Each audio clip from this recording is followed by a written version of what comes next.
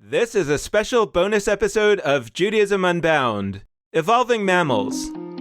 Welcome back, everyone. I'm Dan Libenson. And I'm Lex Rofeberg. And we are here for another midweek bonus edition of Judaism Unbound, just to remind folks that what we're doing in these midweek editions is a form of futurism. We're just talking about what we're experiencing now during the coronavirus period, the social distancing, physical distancing period, and trying to put it together with what we've been talking about on Judaism Unbound all along, trying to at least theorize a little bit about where we might be going in terms of Judaism moving forward. And in theory, on the Friday episodes of Judaism Unbound, we want those to be regular episodes of Judaism Unbound. We've also been talking about coronavirus, COVID-19 related things over the last few weeks, because really that's what's on people's minds. But we are going to soon move off of that and move in the direction of other topics that we've always been interested in Judaism Unbound. And of course, they're going to be related to the time that we've just experienced, the time that we are experiencing. So it's not like you can stop talking about it, but we are going to start to move in the direction of just general topics of interest. So we're excited about that. But over the next couple of weeks, we are still going to have some guests on Judaism Unbound that are more directly talking about what we're experiencing now. Stephen Windmuller this coming Friday, and Josh Lesser a week from Friday, and we're really excited about those. So, Lex, I wanted to jump in. Really, we're picking up on what we left off a week ago. Just to remind listeners, last week we had an episode entitled A New Planet, and we were talking about kind of a theoretical reality if the Jews all of a sudden came to a new planet and they were all living in a new place, in a fundamentally new place. I mean, that's the thing that I really want to emphasize in these conversations, that we are thinking about what would it look like if we were really starting from scratch. You know, there's that joke about the Jew who's found on a desert island and he's built 2 synagogues, and they kind of say, why did you build 2 synagogues? He says, well, this is the one I pray in, and that's the one I would never step foot in. You know, that's a joke because, of course, that wouldn't really happen. In fact, if the Jew was on a desert island, he probably wouldn't build any synagogues. You know, and the question is, and who we had a conversation, right, where with somebody, who was it? Andrew Hahn, who talked about, you know, if he were on a desert island, what would he bring? What would his Judaism be like? So maybe we should flash back to that episode, because that's really, I think, what we're talking about. I wanted to connect some of the dots in terms of the theory of where we are, and maybe to frame today's conversation, just because I was sort of explaining to a friend who actually doesn't listen to Judaism Unbound some of what we've been talking about the other day, and it was useful for me to lay that out for him. And I would say that what we want to pick up is that we were starting to think about 2 topics that we haven't done a lot of work on yet on our sort of combined entities, Judaism Unbound, Jewish Live, any of that stuff, which are community building and creativity, meaning helping people be creative. We've talked about those things, of course. We've talked about the substance, the ideas behind those things, but they haven't yet been things that we've really had an initiative of, for example, right, having some kind of gathering where people can break off into small rooms and talk to build community, right, or actual gatherings online, of course, where people are actually engaging in Jewish creativity as opposed to thinking about it. We want to move in some of those directions. We want the world to move in some of those directions. So that's part of what we want to talk about today. But before we do, I wanted to put a little bit of theory together. So there's 2 things that I think are really important that I want to emphasize. One is that from our perspective, and Lex, I'd love to get your take on this or how you think about this, but at least from my perspective, and I think also from yours, nothing happened with the advent of the coronavirus that is new from our perspective, right? Meaning that what is happening is accelerating forces that we thought were already in play. And yes, of course, there are new ways that we didn't conceive of about why these forces would be accelerated. But I think that we're still basically saying that what we think is going to happen on the other end of this is related to what we were talking about 4 years ago, in the sense that the large forces are still the same large forces, meaning the old institutions of Jewish life and many of the conceptions of Jewish life, you know, the conceptions that undergird what we might call rabbinic Judaism or its 20th century variant, were already in a sort of decay, and they were being challenged. As B'nai Lappi says, they were crashing. And now, really, this is just an acceleration, and this is bringing basically everybody, every Jew and every Jewish adjacent person into the same experience where the institutions that they knew and loved are crashing by virtue of the fact that they were basically built around physical gatherings for the most part, and those are impossible. And so almost by definition, your Judaism is crashing. Now, that's one piece. The other piece that I wanted to talk about is just that there has been what you could call a major insult, a major event, right, which is the coronavirus, COVID-19. And I'm thinking of this as, and I want to say this with a preface that I'm going to talk about dinosaurs, but not in the way that people generally think and talk about dinosaurs as it regards to the Jewish community, right? I am not saying that the old Jewish institutions, the mainstream, the legacy Jewish institutions. I'm not saying they're dinosaurs in the way like they're old and decrepit. That's not my point. My point is that dinosaurs were very large. And in the story of the death of the dinosaurs, right, basically my understanding of the most current science is that there was some kind of meteor strike, right, some kind of an insult, a sudden insult that caused the food supply to be harmed, because all of a sudden there was all this dust in the air, and the food was not growing in the same way, right? The sun was covered up, and that fundamentally what happened was that when the food supply dried up, the largest animals died first. Why? Because they need a tremendous amount of food just to live from one day to the next day. And so the most vulnerable actually turn out to be the most powerful. That's both metaphorically a powerful idea, and also, I think, a descriptively valuable idea to understand that the biggest organizations are the ones that are in the most danger, not because there's anything wrong with them, but in fact because their bigness is part of their vulnerability. So let's start there, and I just want to check in with you so far whether this is descriptively valuable for you. Yeah, it is. There's a lot there, and I want to see if we can get to the different pieces over the course of this episode. The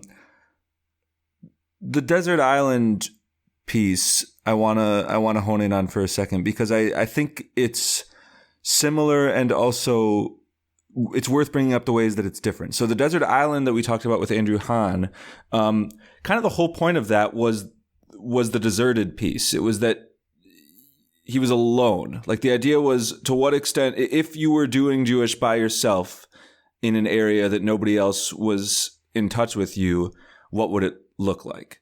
And that's a question that I think is really important right now.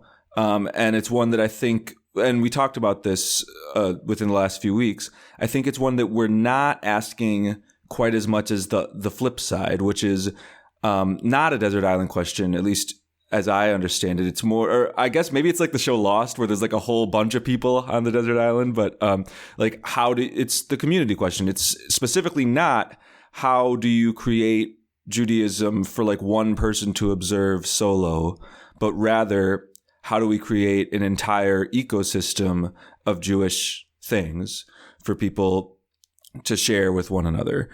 And I think on the creativity front, some interesting things happen, because even, me, who like the two of us spend all of our time trying to think outside the realm of traditional legacy institutions. Like, the second I start talking about migrating communities online, it's a lot harder for me to really be as creative as I would like to be, and that I think I am able to be on an individual level. When I think about the desert island question, when I think about like Jews on their own creating their own Jewish practices, like, it's very easy for me to think of, here's a million different ways that people could customize stuff for themselves, and that folks could like stitch together beautiful elements of the Jewish past to create their own practices. When it gets to the community level, all of a sudden I flash to like, this is what a synagogue has looked like.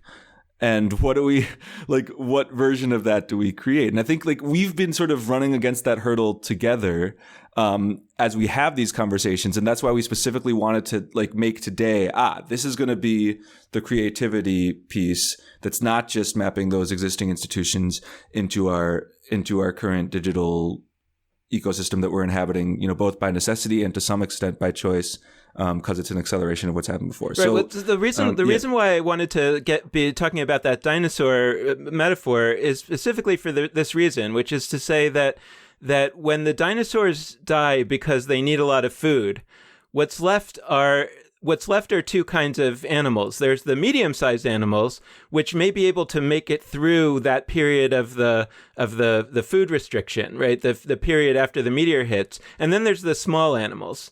The medium animals, I think, potentially make it through and then die afterwards because the situation on the other end has changed. It's those really small animals, the mammals, that are profoundly different from the dinosaurs, that are the ones that are left. And that's where I think the creativity connection comes in, right? Is because the mammals are profoundly different from the dinosaurs. They're a profoundly different kind of animal. First of all, they're smaller. And second of all, they're just not... they're not built on the same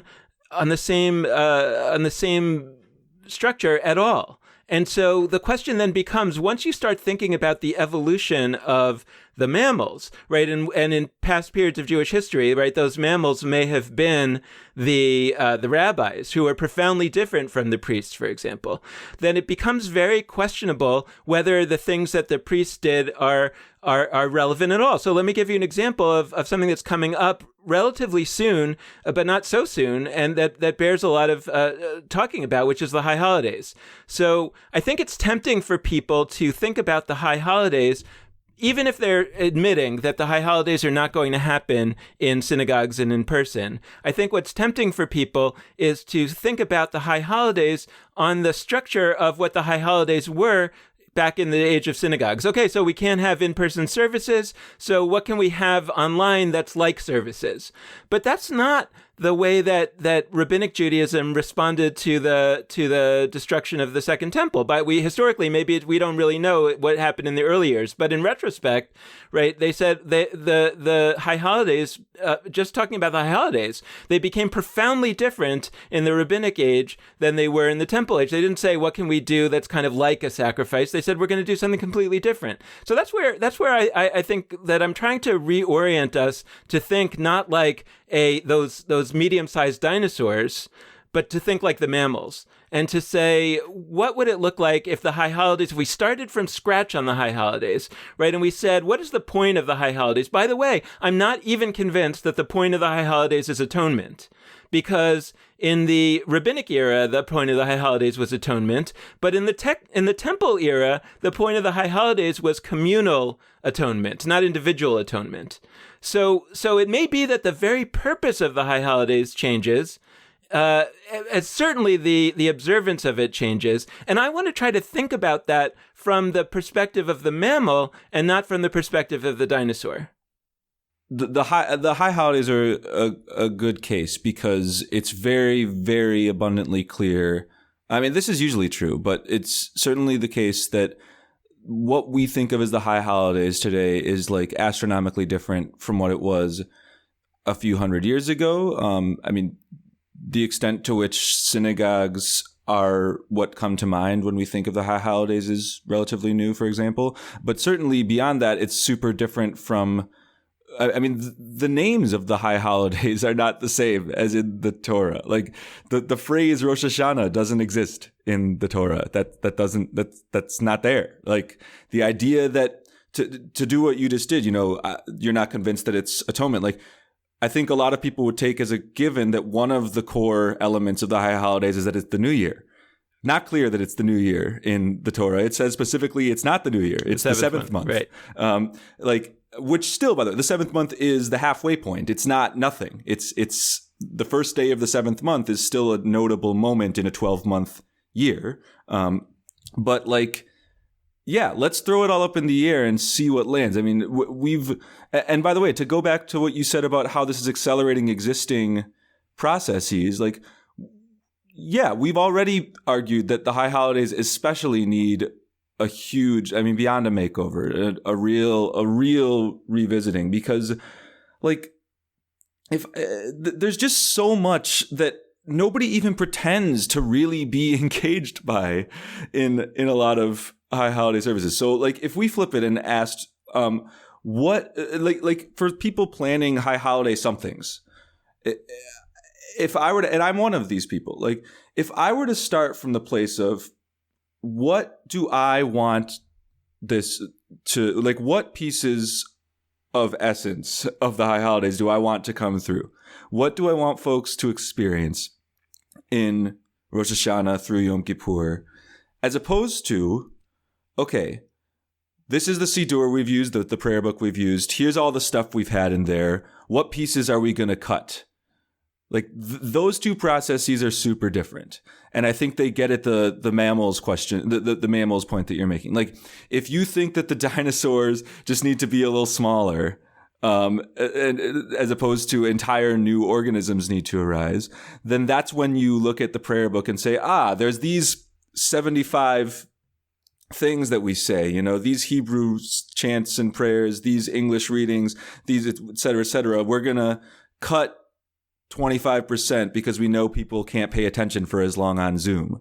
Like that's a different process than, high holidays at the end of the day boils down to a collective awakening.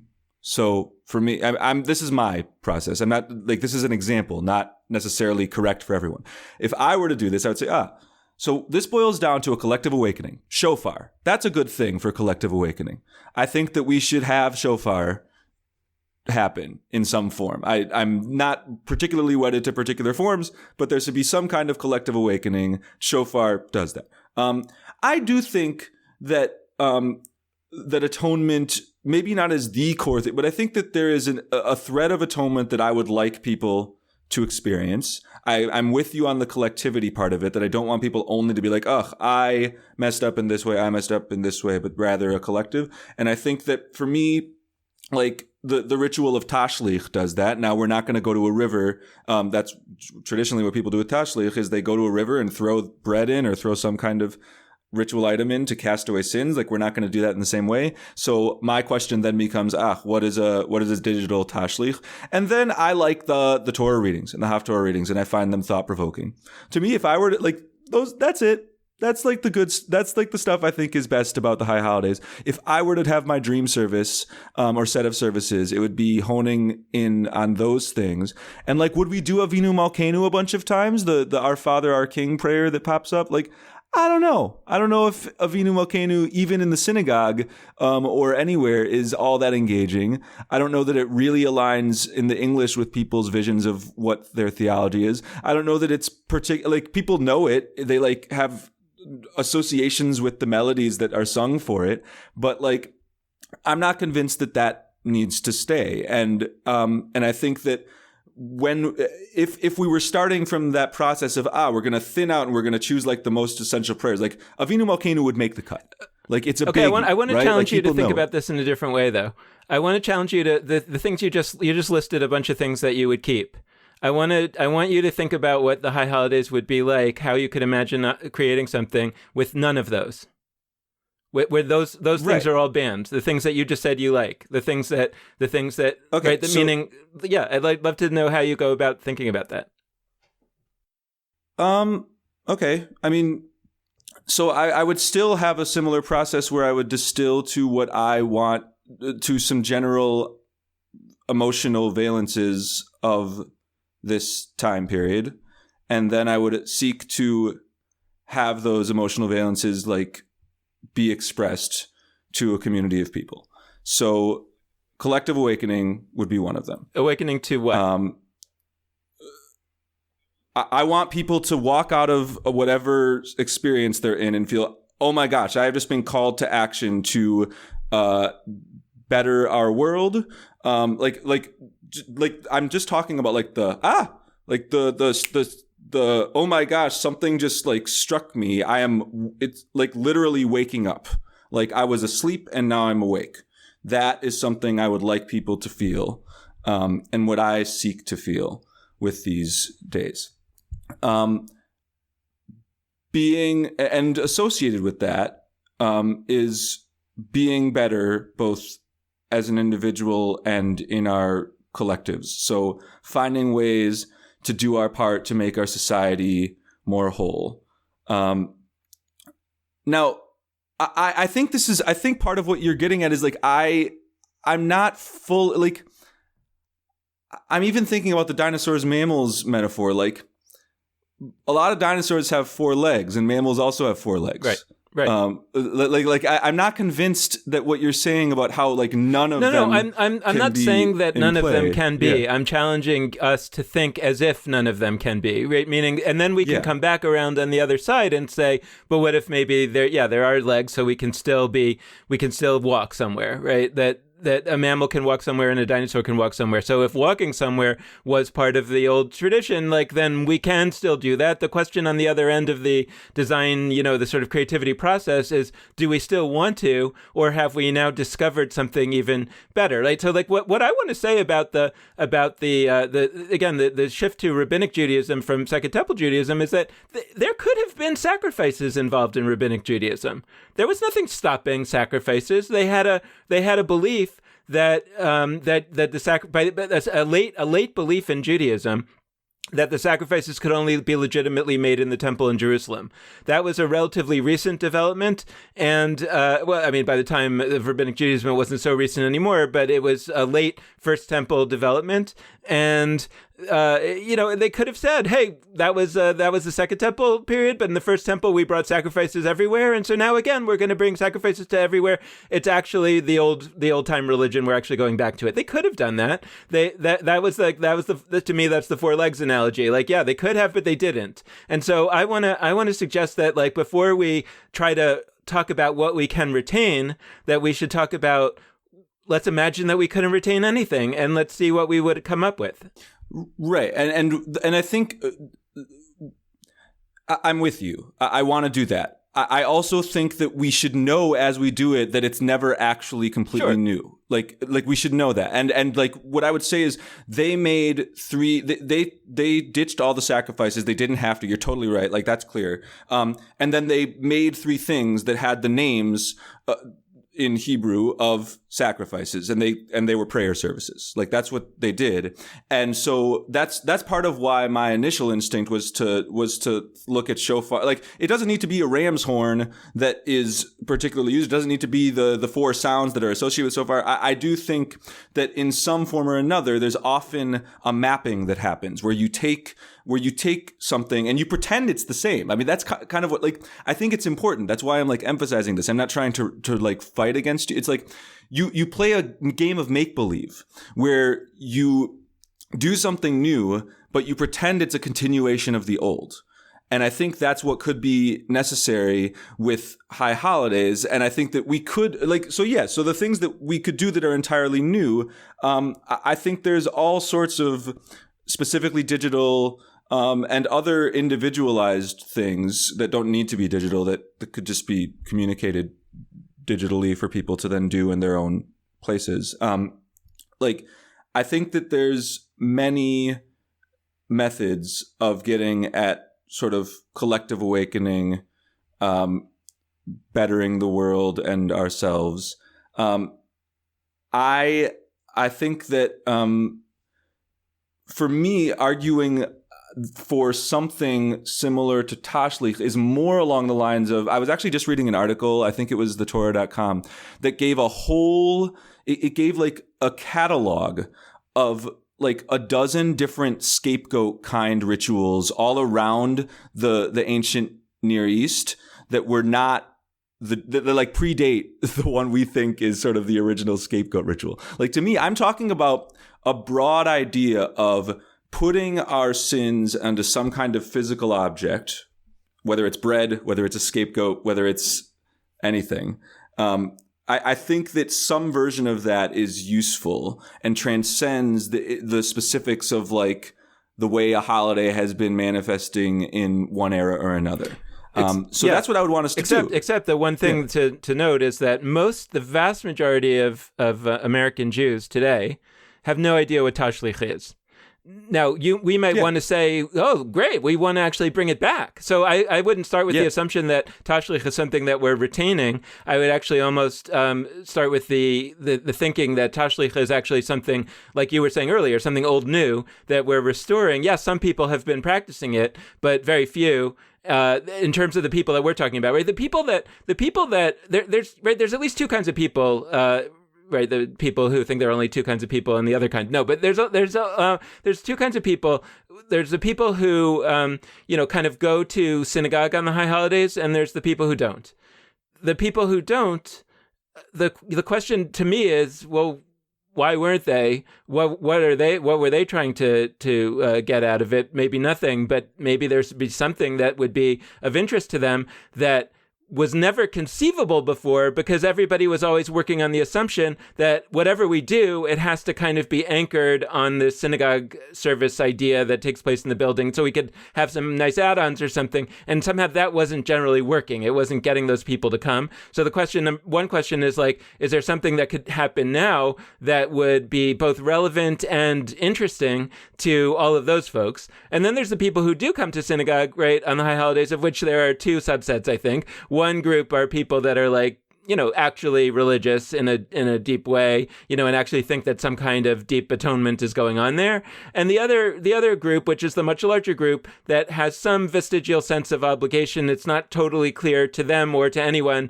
Of course, there are exceptions, but it's not so clear why they're there. It feels like the right thing to do. They're not really understanding the prayers very deeply, so they're not really atoning that much. They may be feeling a certain sense of atonement. I don't think that they're having a collective wake up. So again, if there's something that we're trying to achieve there, then let's actually achieve it. But so I think that it's good to sort of lay all that out, because then we might say, hey, look, tashlich, which is, again, just for people who don't know, like tashlich is this idea that you walk down the river and you symbolically put your sins onto bread crumbs, and you throw the bread into the river to sort of cast off your sins. And it was actually a folk custom that the rabbis traditionally hated and eventually adopted because the people liked it so much. I agree with you. It's powerful. So, and by the way, I don't think it's the case that people are stuck in their homes on the high holiday. I don't think it's the case that they're stuck on Zoom.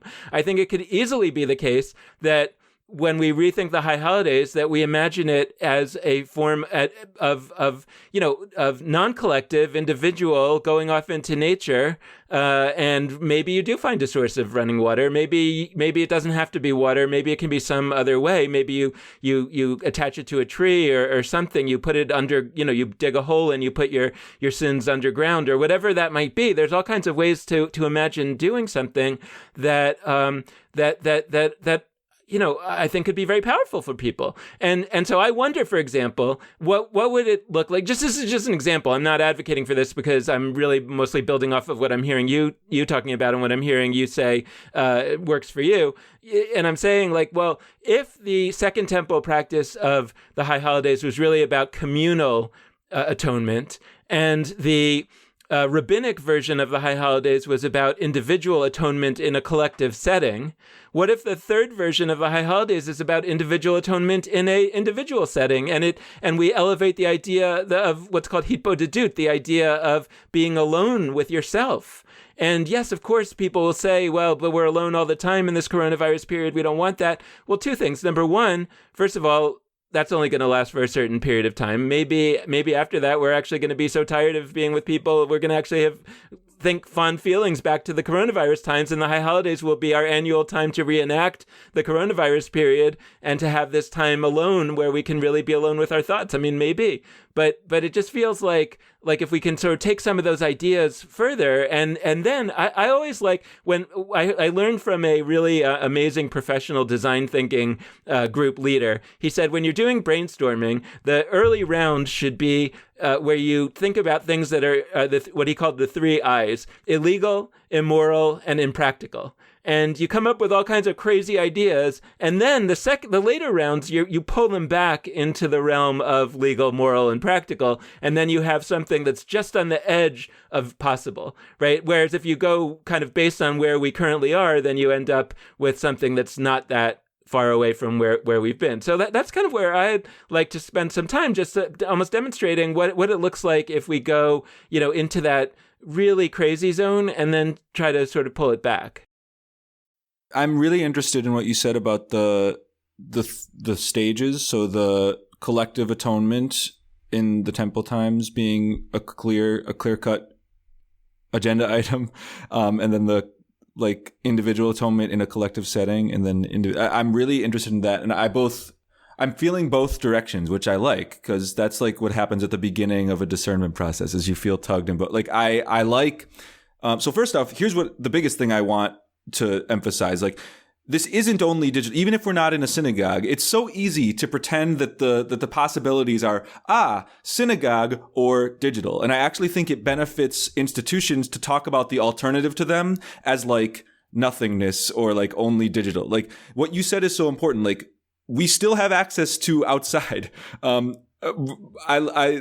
There's nothing. All of the social distancing measures that I've seen all around the country have, as part of them, specifically underlining you can still take walks, you should still take walks, make sure that you stay 6 feet away from you absolutely should. I've taken more walks in this period than I ever have.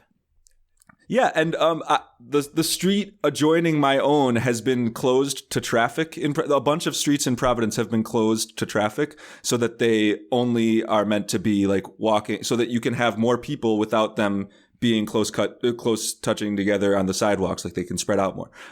And so there were 30, 40 people walking over the course of a bunch of blocks. They're not right next to each other, but I was there yesterday.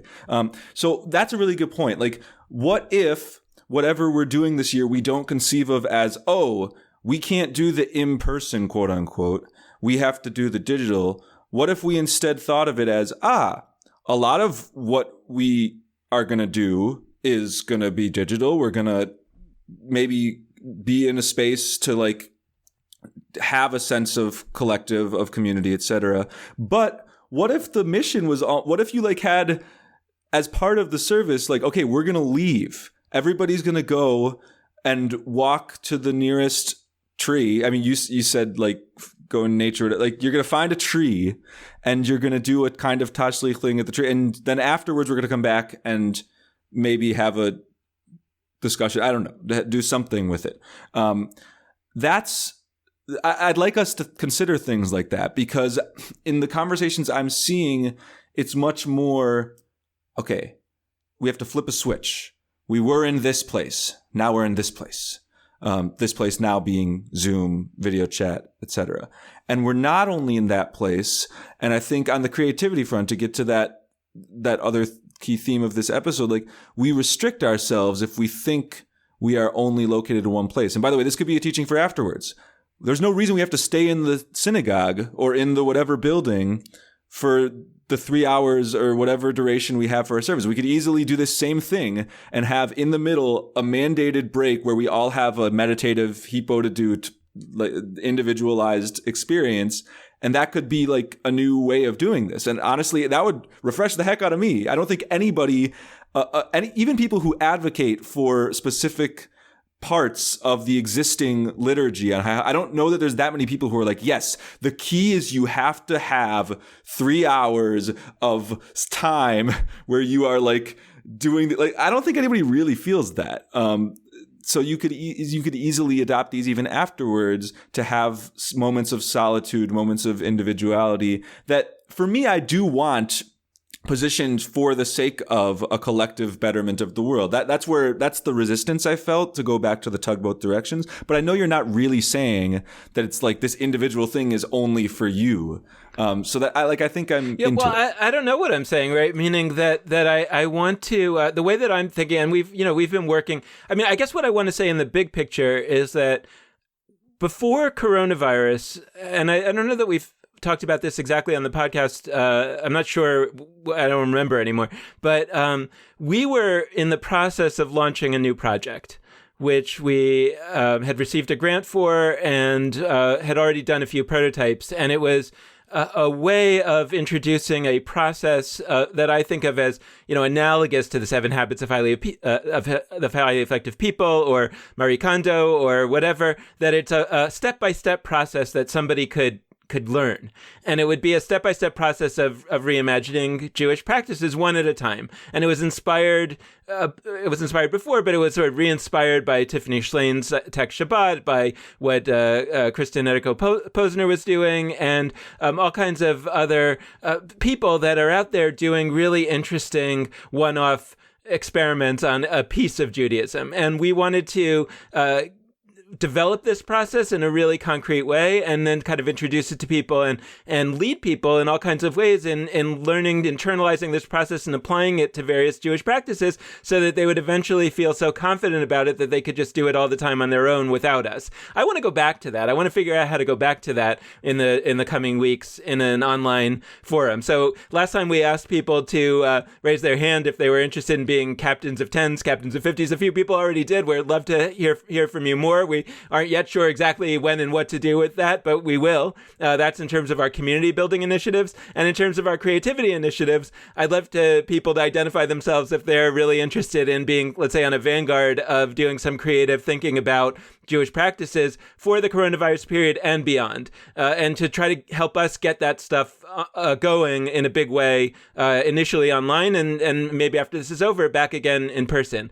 When we talk about the high holidays as a specific application, I'll say a few things. One is that when we've been doing this process, we've been suggesting that people think of it similar to Simon Sinek's TED Talk, where he talks about how it's really important for, what he's talking about, a company to be pushing out from its why. Why does it exist at all? What's it there to do? And then to say that it has a set of hows, meaning some very particular approaches that it has. And then the what, the things that it actually does are kind of what flows from that, whereas people usually think of it as the company is the what's. And so I think people think the high holidays is its what's. The high holidays is going to services, saying these prayers, reading these Torah portions, having atonement, doing maybe tashlich.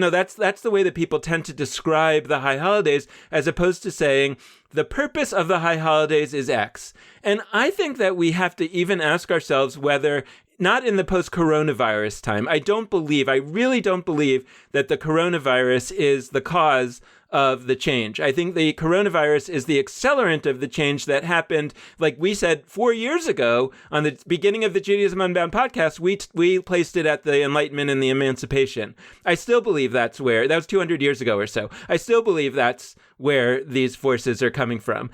These forces like that take a very long time to really take hold and change things, and then they're accelerated by a destruction. I never thought that there was going to be a destruction, but it turns out that there has been a destruction. That's what the coronavirus is. So it's an accelerant. It's the meteor strike that hits and changes the food supply, and that causes the dinosaurs that were already staggering that were already too big, that were already needing more food than they really ought to have. The circumstances that allowed them to grow too big, and now they're dying very quickly. That's what's happening now. Now the question for the mammals is, what should we do?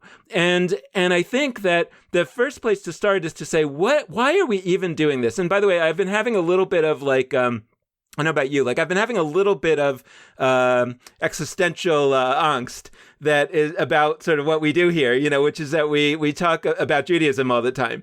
And, I'm like, is that the most important thing in the world? I think it is, if it leads to action, right? I think it was Rabbi Akiva who said, whether is Torah study or action the most important thing? And I think Rabbi Akiva said it's Torah study if it leads to action.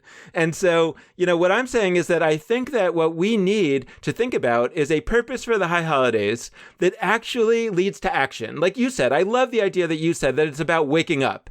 It's about, now, by the way, I think that the coronavirus has caused a wake up. It's really interesting to me to go out there and see people with masks.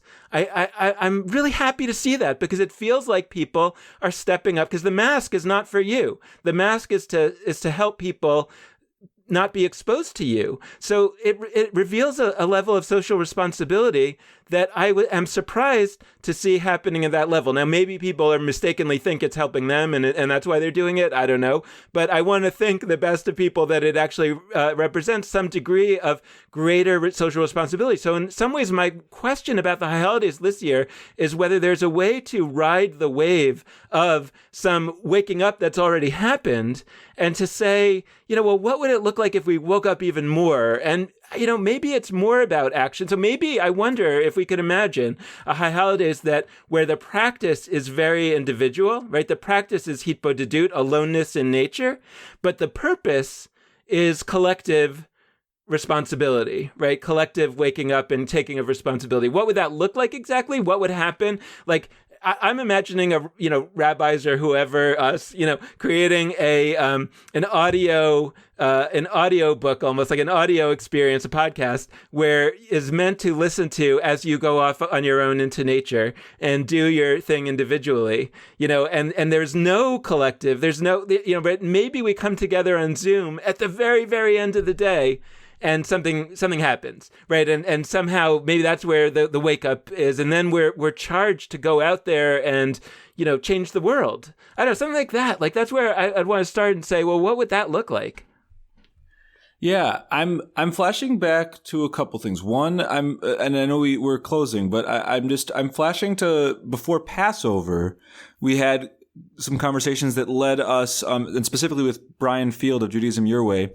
And we came to a conclusion that something that could benefit the Passover Seder, and this was before we knew that coronavirus was going to throw everything up in the air in certain ways.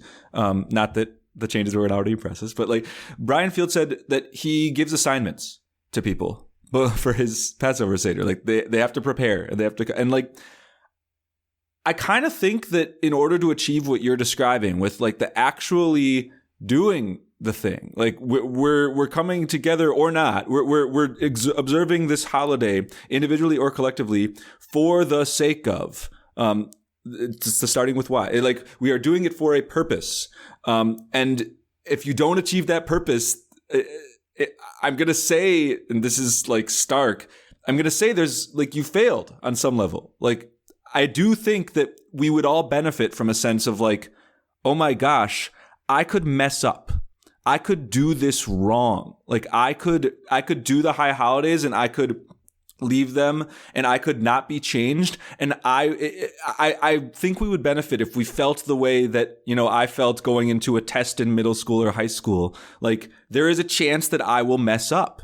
I don't think that most people going to most high holiday services of any kind are going in and thinking, oh, I could like do better or worse this year. Like there's a way that I could do well or do poorly. It's just like, I'm sort of, I'm going to leave and it will soak in to the extent it soaks in. And like, it's not my fault any direction. Like it's maybe it's on the leaders. Maybe it's just, I'm not going to be changed that much. I think we should see it as like, okay, we have these holidays exist for a purpose. That purpose is roughly to allow for us as individuals to devote ourselves a little bit more towards the betterment of our world and of ourselves. And if we don't do that, like C-, deep, like I think, it's funny because I went to a college where like grades are de-emphasized and where like there's a lot of, but like I think to me it feels like we have so thoroughly lost any sense that there is a right or wrong, like that one could experience a holiday better or worse, that we're all just sort of passively going through it. And like, oh, maybe we get a nice little emotional, maybe we feel some meaning. Maybe there's a prayer that touches us for a second or whatever, but it doesn't, I don't know. I would like us to say, okay, Isaiah says, is this the fast that we have chosen? Like it tells us directly, don't prioritize, silly fasts and individualized things over the clothing of the naked and the like welcoming of the stranger. I'm misquoting, but you get it. Like, are we doing that? And this year I'm going to try to focus on it because I'm going to have more time. I'm going to have more of an ability to, I'll be in a different setting, and we should embrace the ways that setting might be beneficial. Yeah, so I guess I'll say in closing, this is me, Lex. I don't know what you want to do for the high holidays. I'm not planning to go to services. Maybe, I don't know, I'll probably, take a peek to see what my local synagogue is doing. But I think I'd like to try to create something with some people. So if you're out there and you want to create something with me and maybe with Lex if he wants to, then let me know. Because I think that we need to start planning that now. And I think it, I want to create what I want to create. I just wanted to let people know what I want to create is the mammal version. So if what you're interested in is tweaking, then we'll try to launch a project for that too.